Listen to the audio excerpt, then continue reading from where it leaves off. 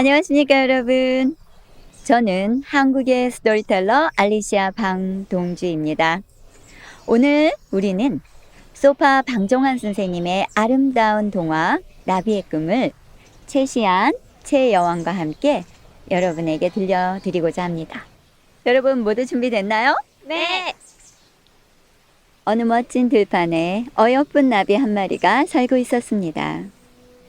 이 나비는 아침부터 저녁까지 멋진 날개짓을 하며 이곳에서 저곳으로, 이 꽃밭에서 저 동산으로 이곳저곳 다니며 많은 꽃들에게 행복한 미소를 그리고 위로를 주었답니다.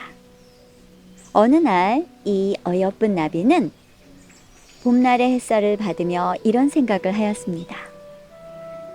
대지의 여신께서 나에게 이르시기를, 나비야, 너는 그 멋진 날개짓을 피우며 이곳 저곳에게 행복을 나눠주는 일이 바로 네 임무니라. 이렇게 말씀하셨지. 그래서 나는 온 힘을 다해서 꽃을 행복하게 만들어주기 위해 춤을 추고 날개짓을 하며 세상을 아름답게 만들길 원했어. 그런데 좀 더 뭔가 의미 있는 일이 무엇이 있을까 생각을 하게 되었습니다. 좀 더 의미 있고 세상을 아름답게 만드는 일, 그 소중한 일에 대해서 생각을 하고 또 생각을 하고 또 생각을 하였습니다. 그러다가 어느 날 밤 나비는 이상한 꿈을 꾸었습니다. 그 꿈에서 나비는 한 번도 가보지 못한 곳에 날개를 펴고 날아가기 시작했습니다. 나비는 문득 이곳은 어디일까? 그러자 언덕 위에 작은 집 한 채가 보였습니다. 그 집 한 채를 언뜻 내려다보니 뒤뜰에 커다란 동백나무 한 그루가 예쁜 동백꽃을 피우고 있었습니다. 나비는 잠시 쉬기 위해서 동백꽃 위에 자신의 날개를 접고 앉았습니다. 그런데 그 작은 집에서 어느 작은 목소리가 들리기 시작했습니다. 민수야, 민수야, 어서 일어나. 이 약 좀 먹자. 응? 우리 민수 얼른 일어나서 이 약 먹고 힘을 내야지. 민수야. 하지만 그 동생의 목소리는 들리지 않았습니다. 민수야, 민수야, 네가 이렇게 일어나지 못하고 약도 먹지 않으면 하늘에 계신 부모님과 누나 마음이 어떻겠니? 민수야, 민수야. 그러자 방 안에 누워있던 동생의 목소리가 자그마하게 들렸습니다. 누나, 저 힘이 없어요. 그런데 누나랑 같이 갔던 그 동산에는 지금쯤 살구꽃과 복사꽃이 피었겠지요? 누나, 저 그곳에 가고 싶어요. 나비도 보고 싶고 새소리도 듣고 싶어요. 제 소원은 바로 그거예요. 나비는 이 이야기를 듣자마자 마음이 너무너무 슬퍼졌습니다. 그리고 잠에서 깬 나비는 그 꿈에 대해서 곰곰이 생각해 보았습니다. 아무리 생각해 보아도 분명히 어딘가에 그 불쌍한 오누이가 있는 것만 같았습니다. 그래서 나비는 친구 깨꼬리에게 찾아가서 그 꿈 이야기를 하였습니다. 분명 그 앓는 동생이 새소리도 듣고 싶고 나비도 보고 싶다 해. 우리가 어디인지는 모르지만 둘이 찾아가 보자.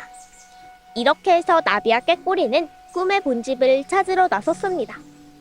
그러나 어디 어느 곳에 그런 집이 있는지 알 수가 있겠습니까? 하늘 수 없이 하늘 높이 떠서 날아오르는 기러기를 불렀습니다. 서늘한 나라를 찾아서 북쪽으로 향하던 기러기는 꾀꼬리가 부르는 소리를 듣고 내려왔습니다. 기러기님, 혹시 남쪽에서 오시는 길에 언덕 위에 조그만 집에 어린 동생이 알아들어 넣었고 누이가 울고 있는 그런 불쌍한 남매를 보지 못했습니까? 우리는 그 집을 찾아가려고 그럽니다. 하고 꾼꿈 이야기를 자세히 하였습니다. 기러기는 그 말을 듣고 알고 말고요. 착한 남매가 부모도 없이 아주 불쌍하게 지내고 있습니다. 어서 가보십시오. 여기서 저 남쪽으로 쭉 가서 아마 신리는 될걸요. 여기서 곧장 가면 그 언덕이 있는 곳이 보입니다. 어서 가보십시오. 하고 북쪽 나라로 갈 길이 멀고 급하다고 서둘러서 인사하고 갔습니다. 나비와 꾀꼬리는 어떻게도 반가운지 서둘러서 갔습니다. 한참이나 가니까 집이 보였습니다. 그 집 마당에는 꿈에 보았던 동백꽃나무도 피어 있었습니다. 어떻게도 반가운지 여기다 여기다 하고 나비는 꾀꼬리를 데리고 동백꽃나무에 앉아서 아가씨 문 열어주세요 하였습니다. 그러나 아무리 불러도 방속에서 아무 대답도 들리지 않았습니다. 그러니까 꾀꼬리가 아이고 아무리 부른들 사람이 나비의 말을 알아들을 리가 있나? 하고 이번에는 자기가 그 어여쁜 목소리로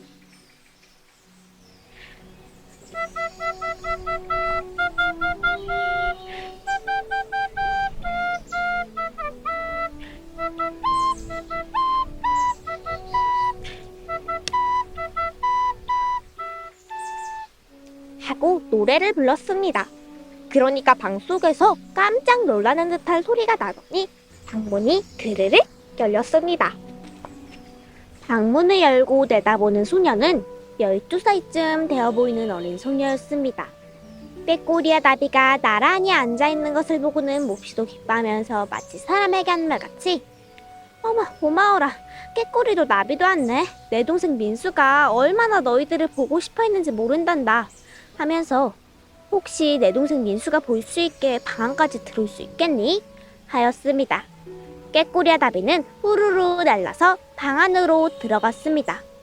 방이라야 적절한 단칸방인데 9살쯤 된 어린 사내가 마르고 파란 얼굴에 누워서 잠이 든 것 같기도 하고 죽은 것 같아 보이기도 하였습니다.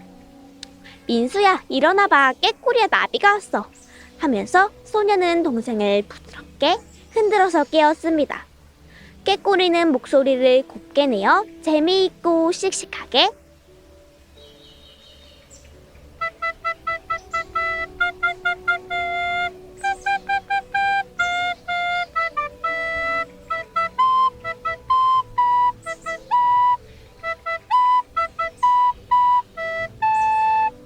하고 노래를 불렀습니다.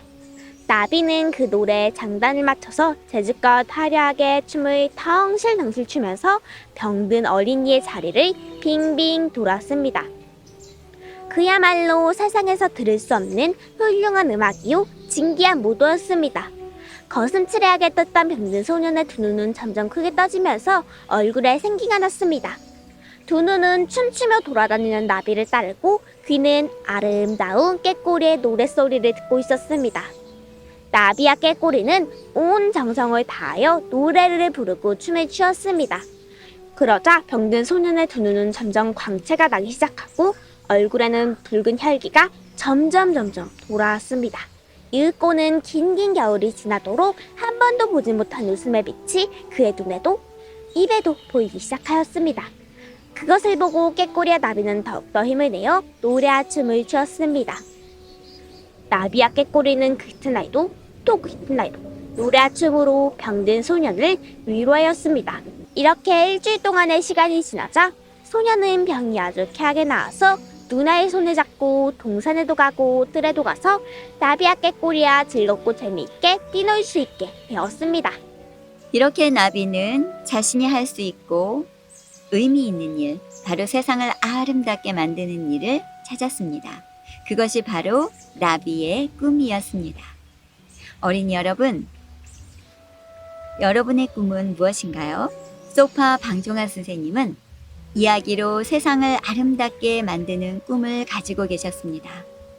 저희 한국 스토리텔러들도 방종환 선생님의 이야기 정신을 따라서 이야기로 세상을 아름답게 만드는 일에 정진하도록 하겠습니다. 감사합니다.